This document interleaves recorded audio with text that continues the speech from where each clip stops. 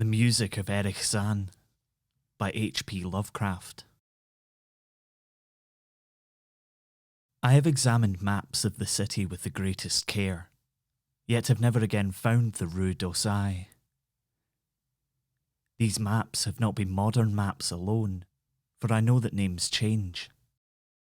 I have, on the contrary, delved deeply into all the antiquities of the place, and have personally explored every region of whatever name that could possibly answer to the street I knew as the Rue d'Orsay.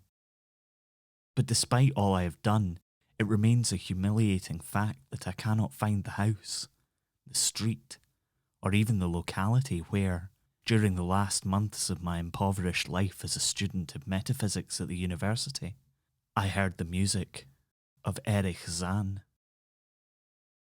That my memory is broken I do not wonder, for my health, mental and physical, was gravely disturbed throughout the period of my residence in the Rue d'Orsay, and I recall that I took none of my few acquaintances there, but that I cannot find the place again is both singular and perplexing, for it was within a half-hour's walk of the university, and was distinguished by peculiarities which could hardly be forgotten by anyone who had been there. I have never met a person who has seen the Rue d'Orsay.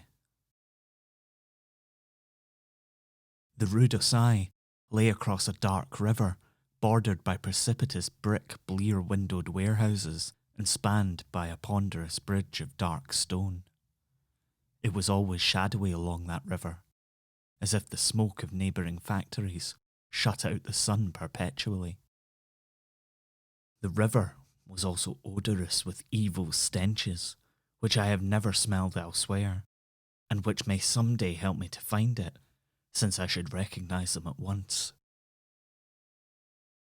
Beyond the bridge were narrow cobbled streets with rails, and then came the ascent, at first gradual, but incredibly steep as the Rue d'Orsay was reached. I have never seen another street as narrow and steep as the Rue d'Orsay.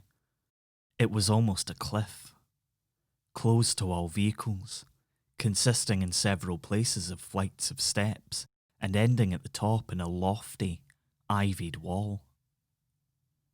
Its paving was irregular, sometimes stone slabs, sometimes cobblestones, and sometimes bare earth with struggling greenish-grey vegetation. The houses were tall, peak-roofed, incredibly old, and crazily leaning backwards, forwards, and sideways. Occasionally, an opposite pair, both leaning forward, almost met across the street like an arch, and certainly they kept most of the light from the ground below. There were a few overhead bridges from house to house across the street. The inhabitants of that street impressed me peculiarly. At first I thought it was because they were all silent and reticent, but later decided it was because they were all very old. I do not know how I came to live on such a street, but I was not myself when I moved there. I had been living in many poor places, always evicted for want of money, until at last I came upon that tottering house in the Rue d'Orsay, kept by the paralytic Blandot. It was the third house from the top of the street, and by far the tallest of them all. My room was on the 5th story, the only inhabited room there since the house was almost empty. On the night I arrived I heard strange music from the peaked garret overhead, and the next day I asked old Blandot about it. He told me that it was an old German viol player, a strange dumb man who signed his name as Erich Zann, and who played evenings in the cheap theatre orchestra, adding that Zann's desire to play in the night after his return from the theatre was the only reason he had chosen this lofty and isolated garret room, whose single gable window was the only point on the street from which one could look over the terminating wall at the declivity and panorama beyond.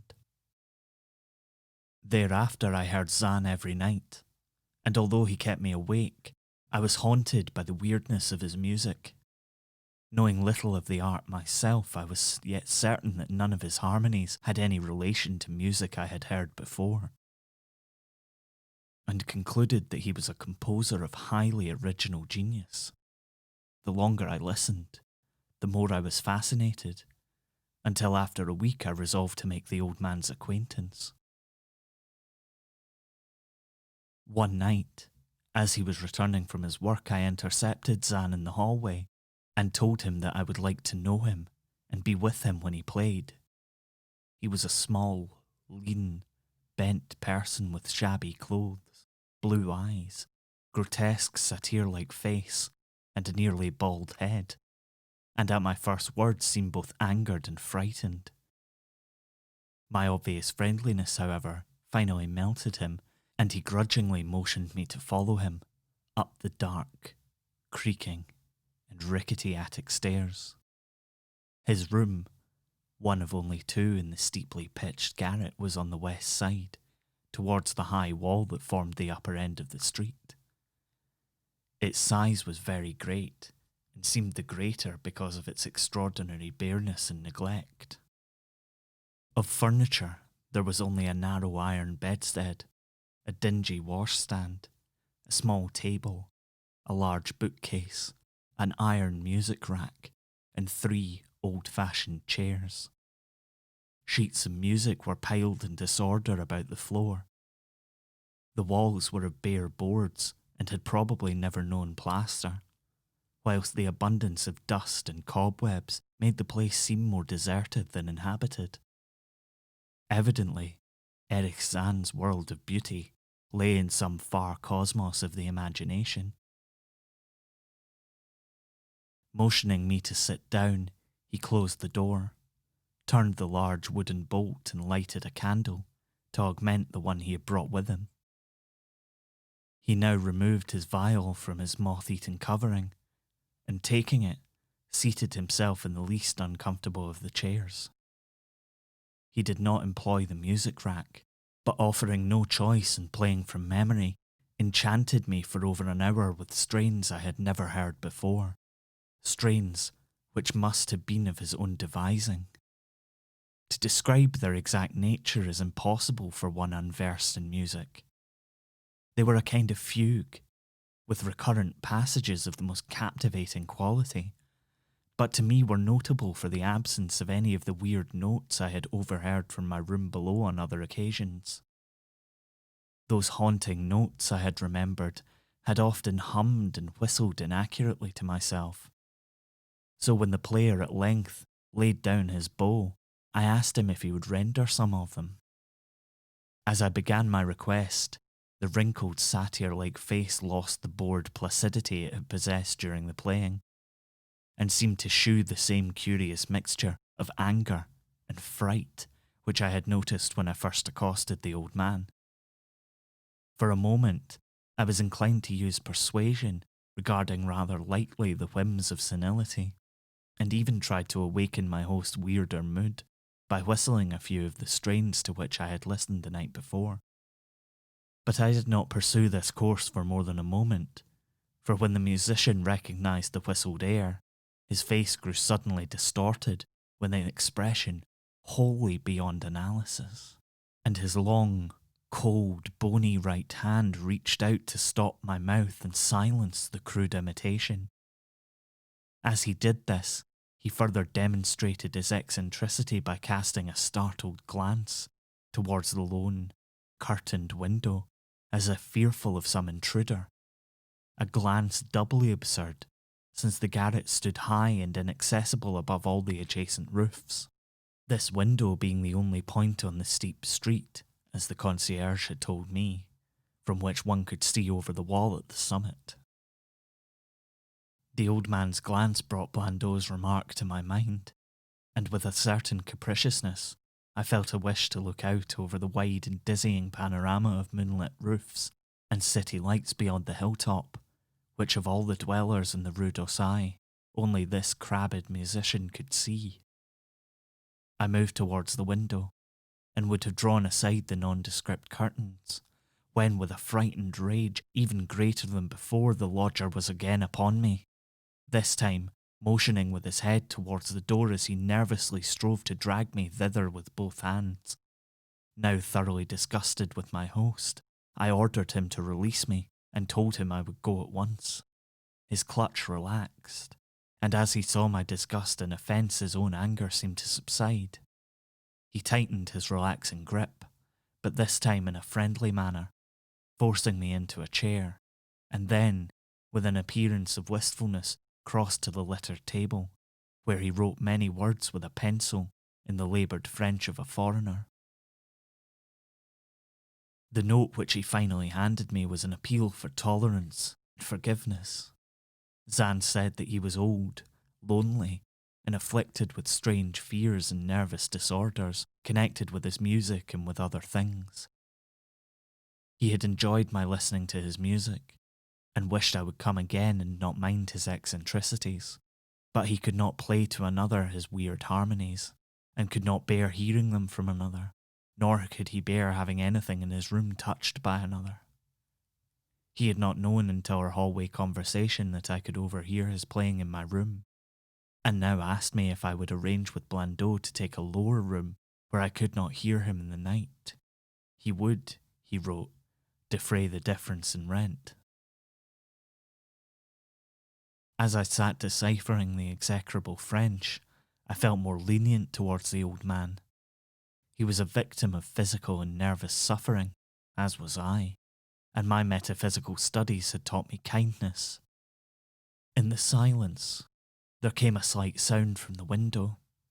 The shutter must have rattled in the night wind, and for some reason, I started almost as violently as did Erich Zann. So when I had finished reading, I shook my host by the hand and departed as a friend. The next day, Blandot gave me a more expensive room on the third floor, between the apartments of an aged moneylender and the room of a respectable upholsterer. There was no one on the fourth floor. It was not long before I found that Zann's eagerness for my company was not as great as it had seemed, while he was persuading me to move down from the fifth story. He did not ask me to call on him, and when I did call he appeared uneasy and played listlessly. This was always at night. In the day he slept and would admit no one. My liking for him did not grow, though the attic room and the weird music seemed to hold an odd fascination for me. I had a curious desire to look out of that window, over the wall, and down the unseen slope at the glittering roofs and spires which must lie outspread there. Once I went up to the garret during theatre hours when Zann was away, but the door was locked. What I did succeed in doing was to overhear the nocturnal playing of the old man. At first, I would tiptoe up to my old fifth floor. Then I grew bold enough to climb the last creaking staircase to the peaked garret. There, in the narrow hall, outside the bolted door with the covered keyhole, I often heard sounds which filled me with an indefinable dread, the dread of vague wonder and brooding mystery. It was not that the sounds were hideous, for they were not, but that they held vibrations suggesting nothing on this globe of earth, and that at certain intervals they assumed a symphonic quality which I could hardly conceive as produced by one player. Certainly, Erich Zann was a genius of wild power. As the weeks passed, the playing grew wilder, whilst the old musician acquired an increasing haggardness and furtiveness pitiful to behold. He now refused to admit me at any time, and shunned me whenever we met on the stairs. Then one night, as I listened at the door, I heard the shrieking viol swell into a chaotic babble of sound, a pandemonium which would have led me to doubt my own shaking sanity, had there not come from behind that barred portal a piteous proof that the horror was real. The awful, inarticulate cry which only a mute can utter, and which rises only in moments of the most terrible fear or anguish. I knocked repeatedly at the door but received no response. Afterward I waited in the black hallway, shivering with cold and fear, till I heard the poor musician's feeble effort to rise from the floor by the aid of a chair. Believing him just conscious after a fainting fit, I renewed my rapping, at the same time calling out my name reassuringly. I heard Zann stumble to the window and close both shutter and sash, then stumble to the door, which he falteringly unfastened to admit me. This time his delight at having me present was real, for his distorted face gleamed with relief while he clutched at my coat as a child clutches at its mother's skirts. Shaking pathetically, the old man forced me into a chair whilst he sank into another, beside which his viol and bowl lay carelessly on the floor. He sat for some time inactive, nodding oddly, but having a paradoxical suggestion of intense and frightened listening. Subsequently, he seemed to be satisfied, and crossing to a chair by the table wrote a brief note, handed it to me, and returned to the table, where he began to write rapidly and incessantly. The note implored me in the name of mercy, and for the sake of my own curiosity, to wait where I was while he prepared a full account in German of all the marvels and terrors which beset him. I waited, and the man's pencil flew.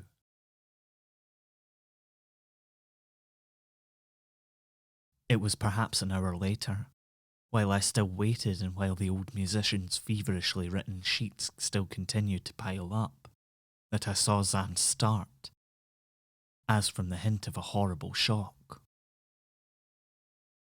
Unmistakably, he was looking at the curtained window and listening shudderingly.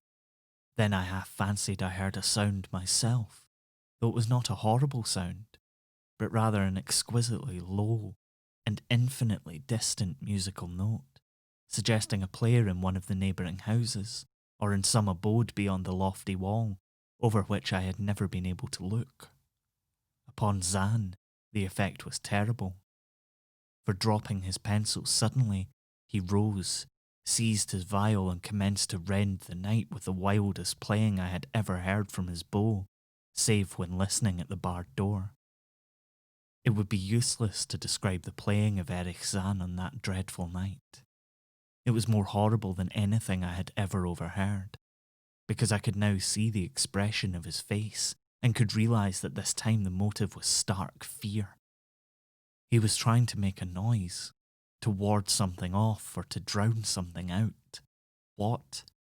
I could not imagine, awesome though I felt it must be. The playing grew fantastic, delirious and hysterical, yet kept to the last the qualities of supreme genius which I knew this strange old man possessed. I recognised the air. It was a wild Hungarian dance popular in the theatres, and I reflected for a moment that this was the first time I had ever heard Zann play the work of another composer. Louder and louder, wilder and wilder mounted the shrieking and whining of that desperate viol. The player was dripped with an uncanny perspiration and twisted like a monkey always looking frantically at the curtained window.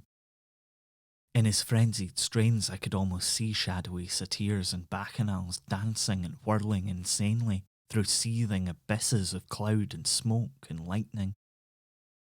And then I thought I heard a shriller, steadier note that was not from the viol, a calm, deliberate, purposeful, mocking note from far away in the west. At this juncture, the shutter began to rattle in a howling night wind which had sprung up outside, as if in answer to the mad playing within. Zann's screaming viol now outdid itself, emitting sounds I had never thought a viol could emit. The shutter rattled more loudly, unfastened and commenced slamming against the window. Then the glass broke, shiveringly, under the persistent impacts, and the chill wind rushed in, making the candles sputter and rustling the sheets of paper on the table where Zann had begun to write out his horrible secret. I looked at Zann and saw that he was past conscious observation. His blue eyes were bulging, glassy and sightless, and the frantic playing had become a blind, mechanical, unrecognisable orgy that no pen could even suggest. A sudden gust, stronger than the others, caught up the manuscript and bore it towards the window. I followed the flying sheets in desperation, but they were gone before I reached the demolished panes. Then I remembered my old wish to gaze from this window, the only window in the Rue d'Orsay from which one might see the slope beyond the wall, and the city outspread beneath. It was very dark, but the city's lights always burned, and I expected to see them there amidst the rain and wind. Yet when I looked from that highest of all gable windows, looked while the candles sputtered and the insane viol howled with the night wind, I saw no city spread below, and no friendly lights gleaming from remembered streets, but only the blackness of space illimitable, unimagined space, alive with motion and music, and having no semblance to anything on earth. And as I stood there looking in terror, the wind blew out both the candles in that ancient peaked garret, leaving me in savage and impenetrable darkness, with chaos and pandemonium before me, and the demon madness of that night-baying viol behind me. I staggered back in the dark, without my means of striking a light, crashing against the table, overturning a chair and finally groping my way to the place where the blackness screamed with shocking music. To save myself and Erich Zann, I could at least try, whatever the powers opposed to me. Once I thought some chill thing brushed me and I screamed, but my scream could not be heard above that hideous viol. Suddenly, out of the blackness, the madly sawing bow struck me, and I knew I was close to the player. I felt ahead, touched the back of Zann's chair, and then found and shook his shoulder in an effort to bring him to his senses. He did not respond, and still the viol shrieked on without slackening. I moved my hand to his head, whose mechanical nodding I was able to stop, and shouted in his ear that we must both flee from the unknown things of the night. But he neither answered me, nor abated the frenzy of his unutterable music, while all through the garret strange currents of wind seemed to dance in the darkness and babble. When my hand touched his ear, I shuddered, though I knew not why. Knew not why till I felt of the still face, the ice-cold, stiffened, unbreathing face whose glassy eyes bulged uselessly into the void. And then, by some miracle finding the door and the large wooden bolt, I plunged wildly away from that glassy-eyed thing in the dark, and from the ghoulish howling of that accursed viol, whose fury increased even as I plunged. Leaping, floating, flying down those endless stairs through the dark house, racing mindlessly out into the narrow, steep, and ancient street of steps and tottering houses, clattering down steps and over cobbles to the lower streets and the putrid canyon-walled river, panting across the great dark bridge to the broader, healthier streets and boulevards we know. All these are terrible impressions that linger with me, and I recall that there was no wind, and that the moon was out, and that all the lights of the city twinkled. Despite my most careful searches and investigations, I have never since been able to find the Rue d'Orsay. But I am not wholly sorry, either for this or for the loss in undreamable abysses of the closely written sheets which alone could have explained the music of Erich Zann.